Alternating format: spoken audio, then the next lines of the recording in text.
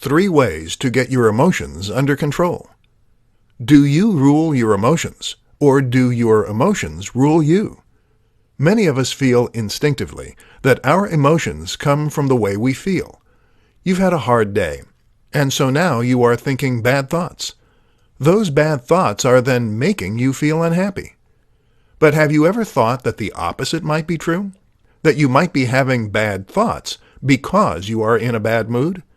That maybe this is what made your day bad? Either way, being able to control your emotions is crucial if you want to be as effective as you can be, maintain the respect of others, and generally perform your very best. In this presentation, we'll look at 3 ways you can get your emotions under your control. 1. Consider your physiology. Many of us think that emotions come from our psychology. Very often, though, they can also come from our physiology. That is to say that our emotions are dictated by the things that are going on in our bodies. For instance, if you are in a bad mood, then it could be because you're low on blood sugar. Our bodies use high blood sugar as a signal to create feel-good hormones. When it drops, we produce cortisol, which makes us anxious and hangry. You might be tired, too. Or perhaps your emotions could be getting in the way. Either way, you need to consider the role of your physiology as well as the role of your mind. 2. Control your thoughts. That said, controlling your thoughts is also important. Techniques used in CBT, cognitive behavioral therapy, teach us to challenge negative thoughts and to even test our unhelpful beliefs. This means first identifying the things we think and the things that are causing our bad state of mind, and then asking whether those thoughts are true or useful. 3. Meditate. There are countless good reasons to meditate. One of the most important, though, is that meditation can improve your emotional control, your focus, and your discipline. This is literally a process that involves focusing your mind and avoiding distracting thoughts. And if you can do that, then you can avoid distracting emotions as well. In the short term, a bout of meditation is a great way to calm your racing mind. In the long term, it is a powerful tool for enhancing your emotional stability. 5 surprising ways the mind influences the body, and vice versa. It is a mistake to think of our mind and body as separate entities. The reality is that we are holistic machines, and that no aspect of our psychology, physiology, or biology can exist independently of the rest. Your mood is tied to your physiology, and your physiology is tied to your mood. This is part of what makes the mind so powerful.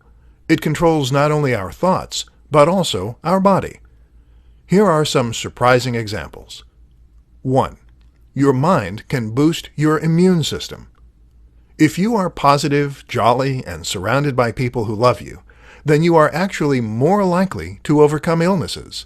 It turns out that stress suppresses the immune system, whereas happiness hormones can reinforce it. 2. Stress changes your children.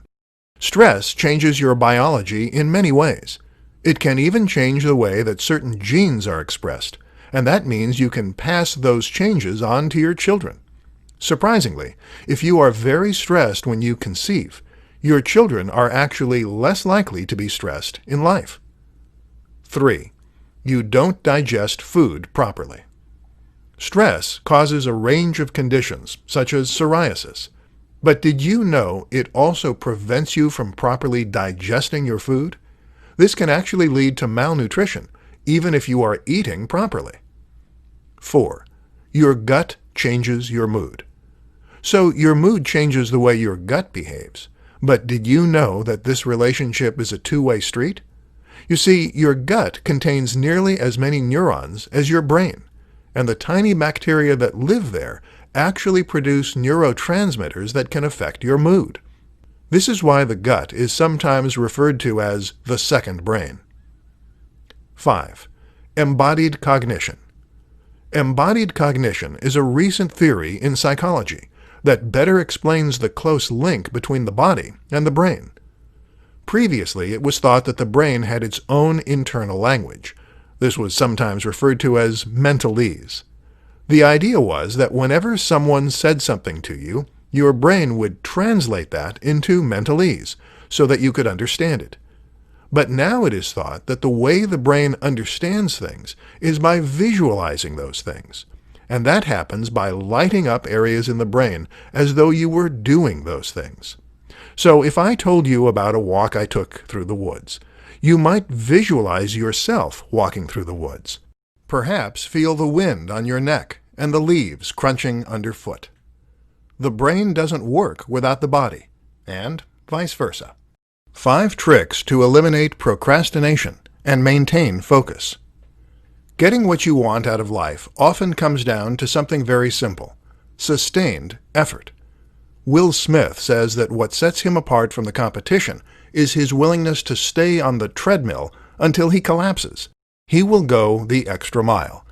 You hear similar stories in every other industry, and among every other highly successful and driven individual. You want to win. You need to put in the work. And that means you can't be getting distracted. So in this presentation, let's explore 5 quick tricks you can use to procrastinate less. 1. Do the fun task first. Many of us think the first task of the day should be the biggest and the hardest. With that out of the way, we can then focus on other matters. Except that is then a barrier that will put you off starting at all. It's better to get a quick win under your belt to put yourself in the right state of mind. And that means starting with something easy. 2. Leave work incomplete. This might go against every natural inclination, but before you lock up the office tonight, start some work and leave it incomplete. Why? Because the human brain hates a lack of closure. This makes it much easier to pick up and go first thing tomorrow. 3. Visualize why. It's easy to find the things we need to do boring and uninspiring. Why? Because we only want the prize at the end. We don't want to do the work in between. The key is to tap into the enthusiasm you have for the destination and to use that to motivate you on your journey. Picture why you are doing this. Feel it emotionally, and then you will be driven. 4. Rest. If you want to be as effective as possible during working hours, you need to rest during your time off. Sustained attention requires a lot of energy, and that runs out after a while. Give yourself some time to recoup and to do the things you want to do. 5. Music on repeat. Listen to the same musical tracks on repeat on headphones. Eventually, the brain becomes desensitized to hearing the same track play over and over, and thus tunes out. This makes it effectively like more entertaining white noise. It's like sensory deprivation, meaning you have an entire sense less to distract you. How to conquer your fears and face any challenge. Fear is one of the most terrible things, and there is a simple reason for that. That is because your fears limit what you feel you can accomplish. Your fears prevent you from doing the things you want to do. They make you second-guess yourself, and they prevent you from taking chances. That in turn means that fears put restrictions on you, and they go as far as to limit your freedom. So the question is, how can you destroy fear and face whatever challenge you choose? This presentation will attempt to provide you with some answers. Be willing to fail. It is not a brave man or woman who believes they cannot fail. That is a foolish one. Rather, it is a brave person who knows they can fail, but is willing to live with that possibility. This is the central philosophy of Stoicism in a nutshell. The notion that you might fail, but that is okay. Once you accept this possibility and realize that you can and will survive, it liberates you to try new things and to deal with the consequences when they come. Love the challenge. Similarly, it also pays to revel in the challenge. You don't fail until you stop trying. In the meantime, everything else is just another challenge, another obstacle. Think how dull life would be if everything were easy. The reality is that our brains and our bodies are designed to grow. They love challenge because this stimulates that growth and gives us a chance to better ourselves. So when your boss is giving you a hard time, consider it a test of your resolve. When you are struggling with debt, think of it as a challenge to earn the money you need fast. Face your fears. Tim Ferriss describes a process that allows a person to come to terms with their fears and to face them. This is called fear setting, and it involves writing down all the things you are afraid of on a piece of paper, and then writing down how you deal with each scenario and what the worst outcome of each case would be. So, if you are afraid of changing jobs, then maybe your fear stems from the fact that you might not like the new job, or that you might not be able to do it. But how likely is that really? You managed with the last one. You wouldn't have gotten the job if your employer didn't think you capable. And if that happened, wouldn't you just change jobs again? How to get more from life by changing your mindset. Most of us hold a huge selection of different limiting beliefs. These limiting beliefs pertain to who we are, to the amount of power and influence we have in our lives, and to the way we're supposed to act in the world. And without meaning to sound pro-conspiracy, a lot of this appears to be by design, a byproduct of the modern lifestyle that we have been born into. We grow up having certain beliefs about what is expected of us and who we are meant to be. And because we are never given an alternative view, we tend to just accept those views.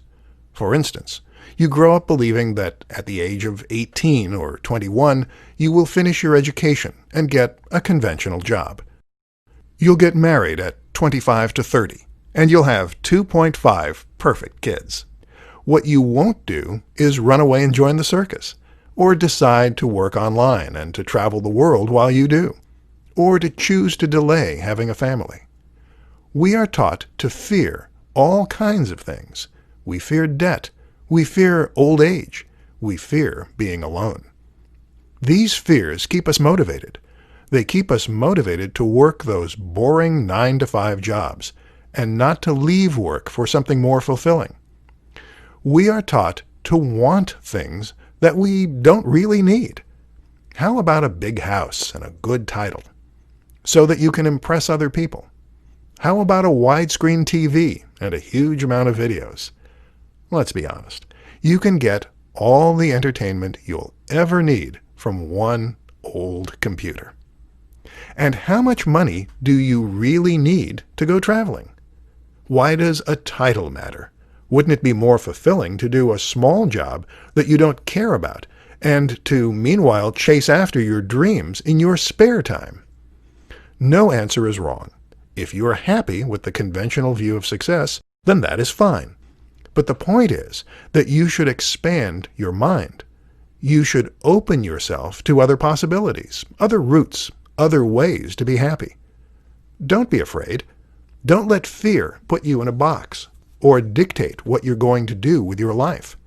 And certainly, don't be dictated by the expectations of other people.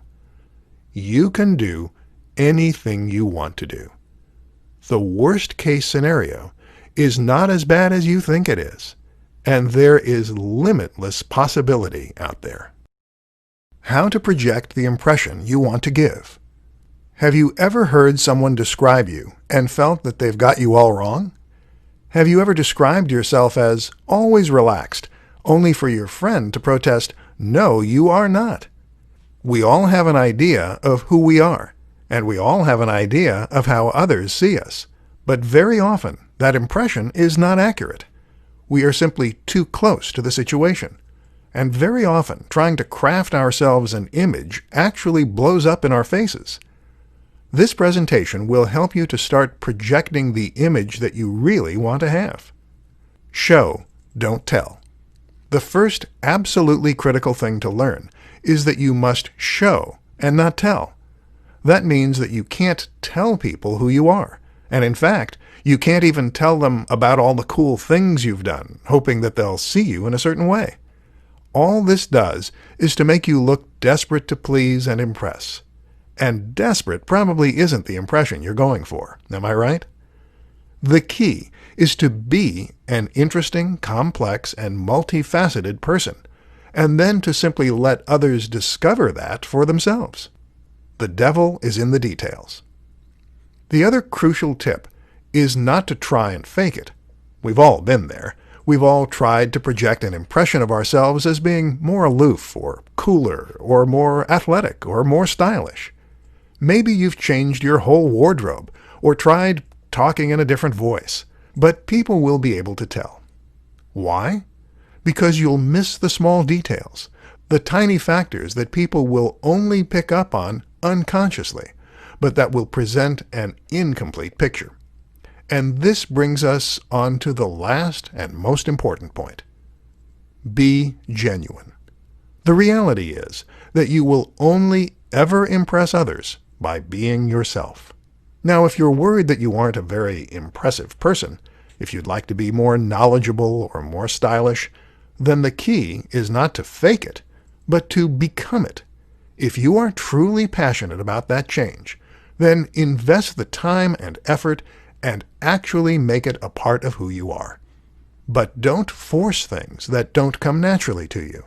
You don't have to be a certain way to impress others. You just have to be good at what you do. You just have to be the best version of you. Focus on that. Develop yourself, and others will start to notice. How to stay calm in any situation. We all know people in our lives who are as cool as cucumbers. These are the people who never seem to get fazed by anything. No matter how the world is crashing down around them, they know just what to say and do, and they act as a calming influence on everyone around them. Then there are the people who get into a flap, who panic, and who shout. Guess who is the more effective in a crisis? Guess who makes the better leader? Guess who people look up to more? So, staying calm in any situation is an incredibly useful skill to have. The question is how you go about overcoming the all-too-human urge to lose it. In this presentation, we'll go over some simple steps you can take to keep your cool. Breathe. The first thing you need to do is to breathe. Recognize that the reason you're panicking is that you have gone into fight or flight. This is your body's physiological response to trouble, and it causes your heart rate to become elevated, your breathing to accelerate, and your mind to race. Not helpful. If you breathe, though, then you can regain your composure and fix your parasympathetic tone. In plain English, you can trigger your rest and digest state, which is the polar opposite of fight or flight. To get into this zone, you're going to use something called belly breathing. Breathe by expanding your gut first, and that way you can fill your lungs more completely, starting at the bottom. Breathe in and out for a count of 3 on each. Take a step back. The next step is to try and get your head in the game by removing your emotional response. You might be scared, worried for a friend, or upset. None of these things will help. So instead, take a step back and try to imagine what someone who wasn't you would do in this situation. What would James Bond do? Assess the situation in a more removed manner, and you'll come up with a better solution. Assess what needs to be done. One of the reasons that many of us become frozen with fear is that we don't want to take responsibility and make matters worse rather than better. To avoid this, quickly identify the worst-case scenario and the best-case scenario. Accept the possibility of the worst-case scenario, but take the steps you need to take to work toward the latter. How to tap into the mindset of the most successful business leaders. How do you become a highly successful business leader? You might think it's impossible, but if you run through your list of objections, then I bet that few of them hold water. You don't have the money? Weren't born with a silver spoon in your mouth? Well, guess what? Neither were half of the biggest CEOs in Silicon Valley. Next. What about technical expertise? Maybe you think you need to know how to program, or you need to know how to build computers. Actually, that can all be outsourced. Even Steve Jobs used Steve Wozniak to handle the tech side of things. No, the only thing missing is their mindset. And if you're making excuses, then that's the first sign that you aren't in the right frame of mind. So what can you do about it? The first thing I want you to do is to take responsibility and to decide what you want. Where do you want to be? What do you want to accomplish? What are you passionate about? It is now down to you to accomplish that and make it happen. No one is going to hand it to you on a plate. Something that Tim Ferriss says is that you should look at the two worst outcomes. What's the worst outcome of going after your dream job, and what's the worst outcome of not? The worst case scenario, if you set up your passionate business, is that it goes wrong. It crashes and burns, and you lose money and perhaps a little bit of face.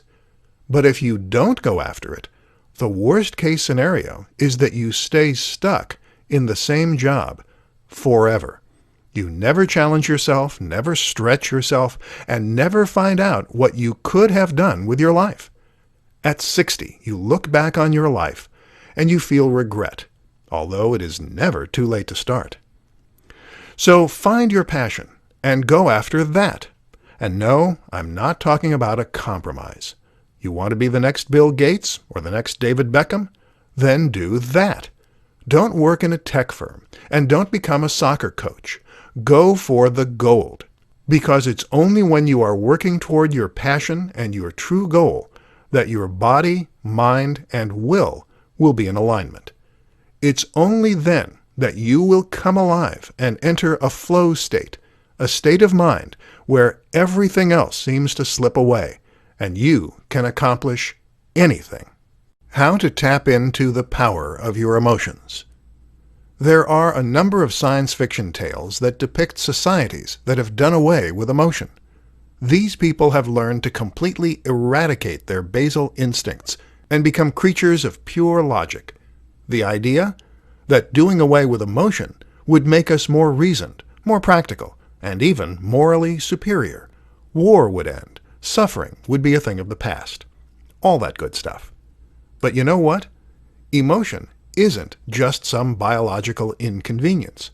It is not an accident. Our emotion is there for a reason, and it has a number of critical roles. The key is simply being able to tap into that emotion and being able to choose which mental state we want to be in at any given time. Sure, emotion is a bad thing when it causes us to make silly mistakes, or when it causes us to be too depressed to get out of bed in the morning. But did you know that emotions can also give us subtle cues before our logical brain has a chance to react? For example, if you play the game higher or lower, purely following your emotion and instinct, then you will perform better and faster than if you try to calculate the odds, or if you just play it by random. And when you are angry or scared, did you know that you actually become stronger and faster? Adrenaline increases muscle fiber recruitment, which in simple terms means you tap into greater strength. All those emotions are there for a reason. Anger has a place. It gives you the courage to stand up for yourself. Fear has a place. It helps you avoid danger. The key to getting emotions under control and tapping into them as needed is to learn to focus. Focus on the things that bring you comfort, or the things that work you up. Need to tap into some reserves of strength, some latent energy? Remind yourself why this really matters, and then focus on that fact. Need to overcome your fear? Then focus on the comforting facts of the situation. Maybe the worst-case scenario isn't so bad. Events do not determine how we feel. Our reaction to events do that. Our interpretation of events does that. Your job is to choose what you want to react to and how you want to react to it. Why the right mindset is the first step to accomplishing your goals. No matter what it is that you want to accomplish, the first thing you need to do is to adopt the right mindset. Everything that you are, everything you do and all the world around you begins in your mind. If you change the way your mind works, then this will have a ripple effect in every facet of your life. When it comes to accomplishing your goals, the most important thing is that you have passion, dedication, drive, motivation, determination, vision. In fact, accomplishing goals is not hard. All you need to do is to identify what it is you want, come up with a strategy to get there, and then work tirelessly and unceasingly until you start to see the results you want. No, it really is that easy. Problem is, a lot of people get confused along the way. And it starts right at the beginning, with having the wrong goal. You see, all too many people will set out with a goal that they think they need to accomplish. They'll work to become the person their mom wanted them to be, or that society thinks they should be. They'll choose the goal they think is easy enough to accomplish, and realistic enough. Or they'll not be sure what they want at all. And when you do that, you will lose the ability to really go after what you want.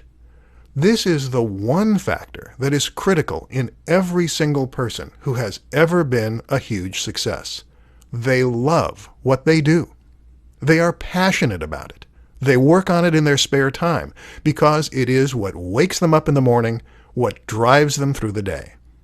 Do you think Einstein would have had as many breakthroughs as he did if physics was just his 9 to 5 and he hated it? Do you think that Elon Musk would be as successful as he is today if he had just worked for FedEx? If you want to become the best version of you, then you need to go after the thing that makes you truly come alive. And that in itself goes against a lot of what we're trained to believe.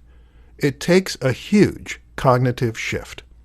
But if you're going to accomplish everything you want to, then you need to change your mindset.